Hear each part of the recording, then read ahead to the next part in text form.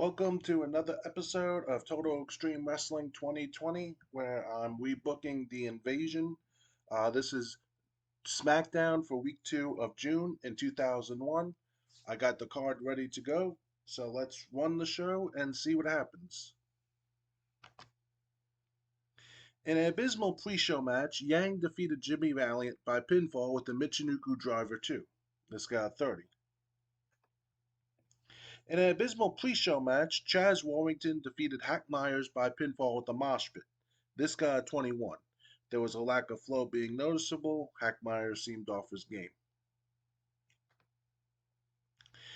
In about that had a decent reaction from the crowd, but subpar wrestling, Chris Benoit defeated Perry Saturn by pinfall with the Dragon Suplex. This got a 68. The match deserved better color commentary. This match got the show off to a strong start. So William Regal attacks Chyna backstage, leaving her down and out. This got a 41. In a terrible match, Ivory defeated Jacqueline by pinfall with a facebuster. This got a 53. They have pretty good chemistry, and it lifted the match, and Richards did good work at ringside. A music video shown to promote Sean O'Hare and Chuck Palumbo. This got a 50. In a bout that didn't have much heat and terrible wrestling, Sean O'Hare and Chuck Palumbo defeated the APA when O'Hare pinned Farouk with the Widowmaker. O'Hare and Palumbo successfully defend the WCW Tag Team titles, and this got a 61. So we see Trish Stratus backstage. She knocks on the door of Steve Blackman before helping herself in. We see Steve Blackman practicing with his martial arts, and she goes, "Do you have a sec?" And Trish goes, "Well, I need a partner to take on the right to censor at King of the Ring, and I was wondering if you would be my partner. The only drawback is if my partner and I lose, my partner and I would have to join right to censor."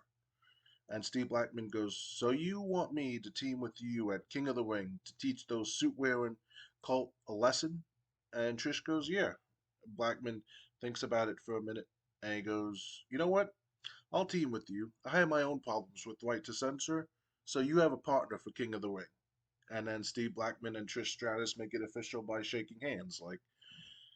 So Trish Stratus has found herself a partner for King of the Ring. And this got a 30, only got a 36. Booker T is cutting a promo. He goes, "Did everyone see what I did this past week on Raw? I successfully defended my WCW United States Championship against Bubba Ray Dudley. And when I go to King of the Ring to defend the WCW World Championship against Kane, the result will be the same with me being victorious. But I'm starting to wonder if Kane will even show up. I don't think Kane is a monster. I think he is running scared. Kane is scared of being exposed for being a fraud when he steps in the ring with WCW double champion Booker T. That's why you haven't seen Kane, and I haven't seen him, but I've been at every show since I returned to action. So you're WCW World Heavyweight Champion after the King of the Ring, Booker T. Now, can you dig that, sucker?" And this got us 61. In a bout that had great heat and good wrestling, Kurt Angle defeated Diamond Dallas Page by pinfall with an angle slam. This got a 62.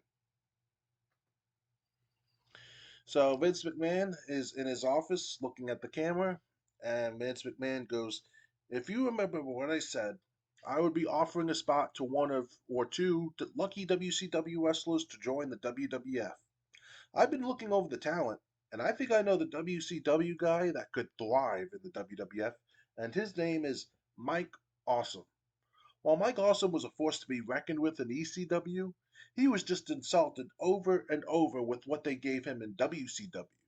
Mike, I don't know why you put up with what they gave you, but I think you have what it takes to succeed in the WWF. You have that instinct to go out and take what you want instead of waiting for it to be given to you on a silver platter. And that's a trait I do admire. I'm not hiding this from Shane, but if you are tired of being given insults, why not join my team? Why not join the WWF?" This got us 56. Vince McMahon came across well, and Vince McMahon did a masterful job improvising interactions with the crowd. A music video showing promote Buff Bagwell. This got a 57. In about that had decent reaction from the crowd, but terrible wrestling. Al Snow defeated Buff Bagwell by pinfall with the snowplow. During the match, we also had Chris Jericho run in and attack Buff Bagwell. This got a 60. Buff Bagwell seemed off his game. So Triple H is being interviewed by Kevin Kelly, and Kevin Kelly goes, Triple H, do you have anything to say before you go out to face Jeff Hardy in a quarterfinal King of the Ring tournament match? And Triple H goes, after I do to Jeff Hardy what I did to Matt Hardy, I will be advancing to the semifinals of the King of the Ring tournament, and I'm going to win this entire tournament like I did in 1997. And Kevin Kelly goes, but Triple H, if you win King of the Ring, that means you will be #1 contender for the WWF Championship. Do you really want to take on your own partner, Stone Cold Steve Austin? And Triple H goes, normally that would be the case, but after Judgment Day, the King of the Ring winner is eligible to challenge for the WWF Championship or the WCW Championship. I've been silent about this WCW issue, but that doesn't mean I don't care. Shane, whoever is holding your WCW World Championship will have to deal with me at SummerSlam, so get your best ready. That's how I hope to kill this invasion. And Kevin Kelly goes, thank you for those words. Next, Triple H takes on Jeff Hardy in a King of the Ring quarterfinal match. And this got a 67. Triple H and Stephanie have great chemistry. This angle got the crowd hotter. A music video showing from Jeff Hardy. This got a 57. In a good match, Triple H defeated Jeff Hardy by pinfall with a pedigree. This match was part of the 2001 King of the Ring. So, Triple H and Stephanie have great chemistry. Jeff Hardy and Lita have great chemistry, and it got the crowd hotter. Steve Austin is in the ring for the main event, about to compete. Before the match starts, The Undertaker comes down to ringside, apparently scouting his future opponent. Austin does not look happy about it and appears somewhat distracted too. So basically, Stone Cold came out for the main event, and then instead of Stone Cold's opponent, The Undertaker comes out, and The Undertaker just stands near a corner of the corner of the arena, um, ringside, just watching Austin like staring daggers through Stone Cold. In a good match, Steve Austin defeated Raven by pinfall with the Thez Press. This guy's 76. So what was the final grade for the show? 65 because of lack of storylines. Like I said, unless there's like a miracle, it's gonna be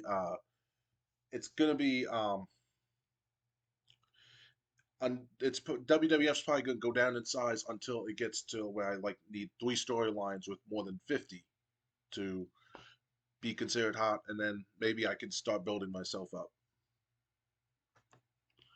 So anyway, as I was saying, drug test fees. Sergeant Slaughter goes, Mark Henry is a star in the making. The kid could make us some serious money in the future. Drug test fees. Kurt Angle goes, Buff Bagwell is clumsy. I'd cut him loose before someone gets seriously hurt. Booker T goes, Lita is going to be a star, in my opinion. The kid is worth pushing hard. And medium size enter a shock phase, and WWF entered a 6 month cooling down period. Um, yeah, kind of knew that was going to happen. I was saying about it. An incident involving Perry Saturn, hard drugs. Well, I don't have anything concrete for Saturn, so he can go to rehab.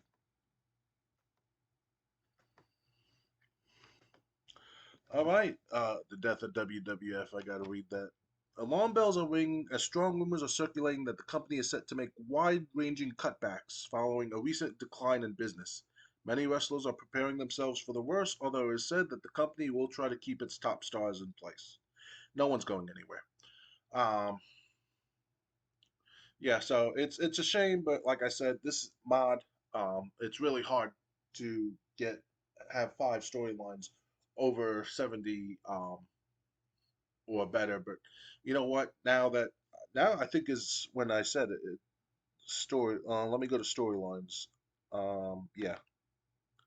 Now I need three with more than 50, and I'm currently achieving it, so I'm not going to keep being penalized like I was. How many do I have over 50? One, two, three, four, five, six.